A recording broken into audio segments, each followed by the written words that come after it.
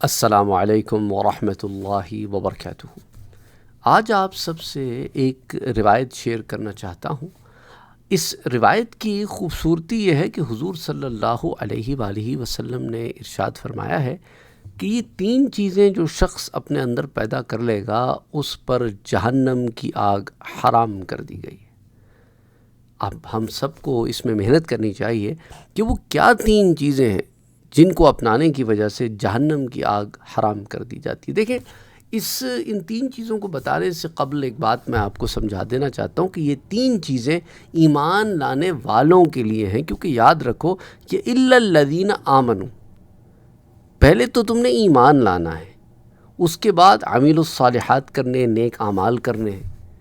تو اب نیک اعمال کی کیٹیگری میں یہ 3 کام ایسے ہیں جو ایمان والا اگر کر لے تو جہنم کی آگ حرام کر دی گئی ہے۔ اس روایت کو حضرت عبداللہ ابن مسعود رضی اللہ تعالی عنہ روایت کرتے ہیں کہ ان رسول اللہ صلی اللہ علیہ وسلم قال، پیارے نبی صلی اللہ علیہ وآلہ وسلم نے ارشاد فرمایا، حرم علی النار، اللہ نے حرام کر دیا ہے جہنم کی نار کو، جہنم کے عذاب آگ کو، کل ہین سہل قریب من الناس، اللہ نے کس پر؟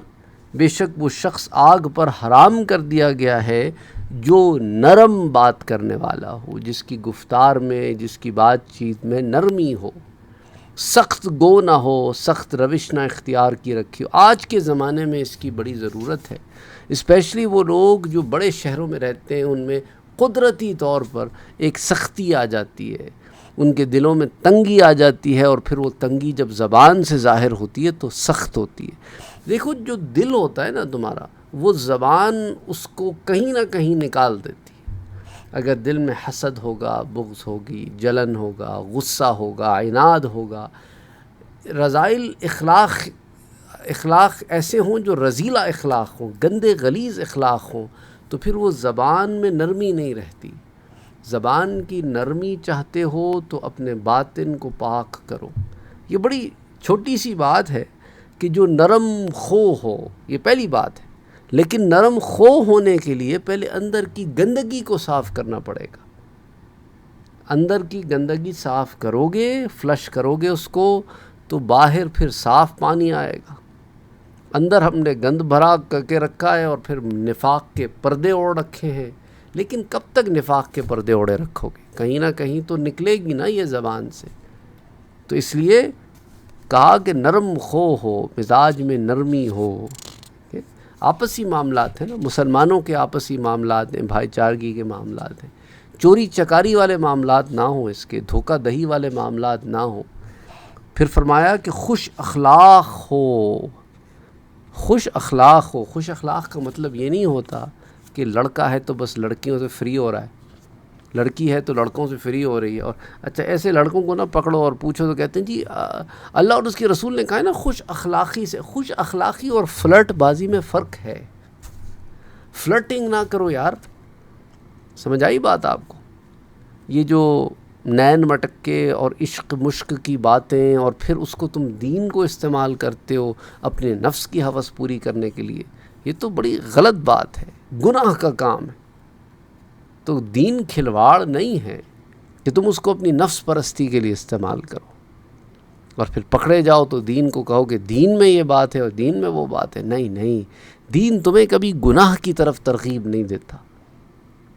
تو اپنے اندر اخلاق اچھے پیدا کرو، اور اچھے اخلاق کے اندر یہ داخل ہے نا کہ تم اپنے شرمگاہوں کی حفاظت کرو، تم غیروں سے اپنے آپ کو بچاؤ۔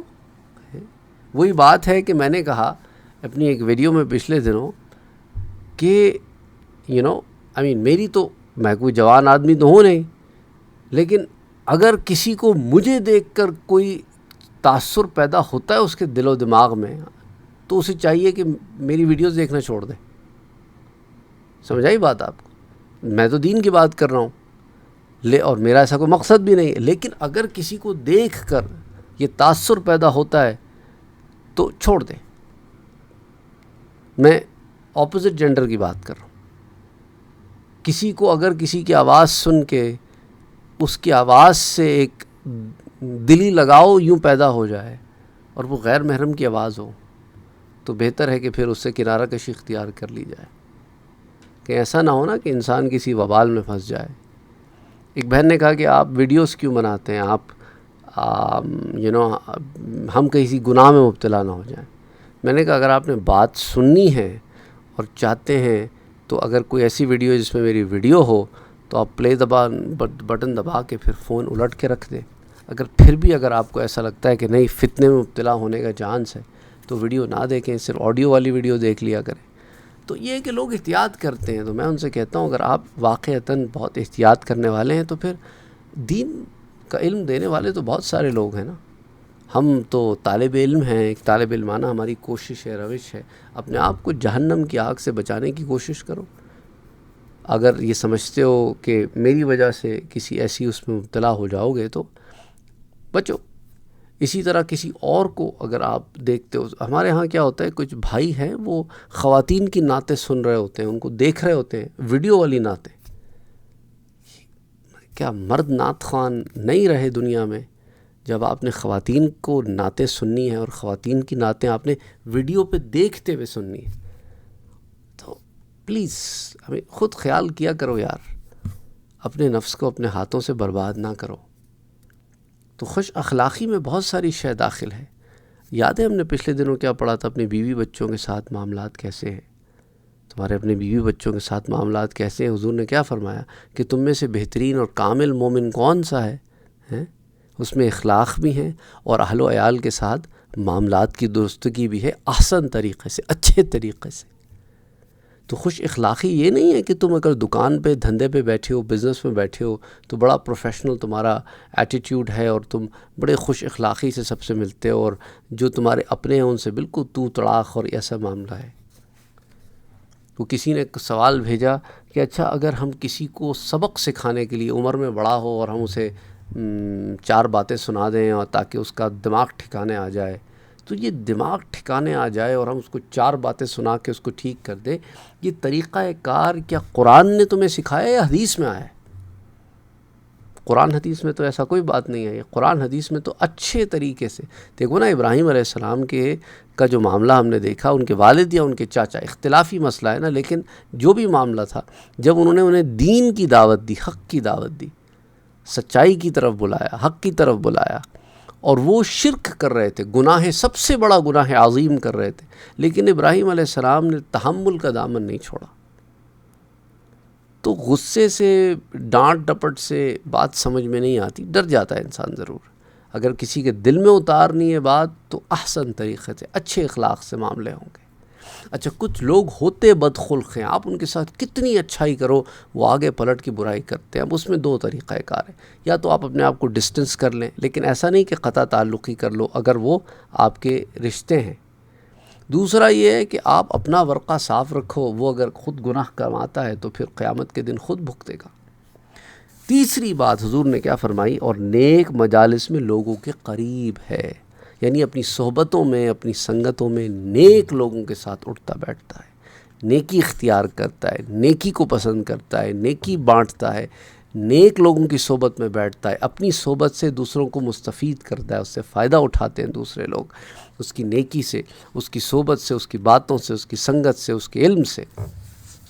تو اب یہ جو روایت میں نے آپ کے ساتھ شیئر کی ہے نا میرے بھائی، یہ امام احمد ابن حنبل نے اسے المسند میں روایت کیا ہے، حضرت عبداللہ ابن مسعود رضی اللہ تعالیٰ عنہ کی مرویات میں، حدیث 3938، اور یہ درجہ صحیح کی روایت ہے۔ اسے امام ابن حبان نے الصحیح میں روایت کیا ہے، حدیث 469۔ امام طبرانی نے اسے المعجم الکبیر میں روایت کیا ہے، اور امام ابو یعلیٰ نے المسند میں، اور امام بہقی نے شعب الایمان میں۔ کئی کتب حدیث میں روایت آتی ہے۔ The bottom line is کہ ہمیں اپنے ظاہر اور باطن میں ہم آہنگی پیدا کرنی ہے، یہ ایک دوسرے کے مخالف نہ ہو، ان میں نفاق نہ ہو، منافقت نہ ہو، اندر سے اپنے آپ کو اچھا انسان بنانے کی کوشش کرتے رہنی چاہیے، نتیجتاً اس کا اثر باہر بھی آئے گا۔ ہاں کبھی کبھی آپ کو دوسروں کے ساتھ ان معاملات میں سختی کرنی پڑتی ہے کہ کوئی اگر آپ کو گناہ کی دعوت دے، اپنے آپ کو گناہوں سے بچانے کے لیے آپ کو سخت رویہ اختیار کرنا پڑتا ہے، پھر اس میں نرمی نہیں چلے گی، کیونکہ اب پھر وہ خوش اخلاقی کے کیٹیگری میں آ گئی نا. کب آپ نے خوش اخلاقی کیا معاملہ میں احسن طریقے سے گناہوں سے اپنے آپ کو بچانا، یہ ہے معاملہ سارا. تو اسی لیے جو ہے اپنے آپ کو گناہوں سے برائیوں سے بچانا چاہیے. اور ایک بہت بڑا فتنہ جو آج کل کے دور کا ہے میں آپ کو بتانا چاہتا ہوں وہ کیا ہے، وہ نامحرم ہے.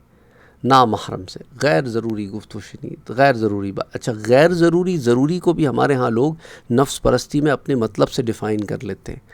اپنی غرض ہے تو سب ضروری ہے، اور اپنی غرض نہیں ہے تو سب غیر ضروری. ایسا نہ کریں. ضروری غیر ضروری اللہ اور اس کا رسول ڈیفائن کرے گا.